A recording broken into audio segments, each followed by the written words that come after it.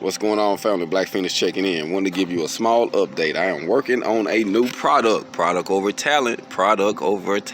This is going to be a trailer wheel lock. Don't know exactly what I'm gonna call it yet, but we know we got the hitch locks. Everybody sell them, but nobody sell none that can lock the wheel to keep the person from actually spinning the wheel and taking off with the trailer. So I'm coming up with something that can be easy to install, to buy extra with your trailer, to just make sure, because here in Oklahoma City, in the Oklahoma area, they have a real big thing with stealing trailers. So a guy even asked me, said, hey, you should come up with something like this, man. I think that'll go, because people steal trailers all the time.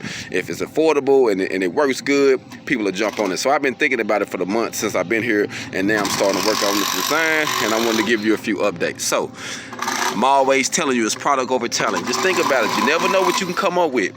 So just want to give you an update on what I'm working on right now. Hog on.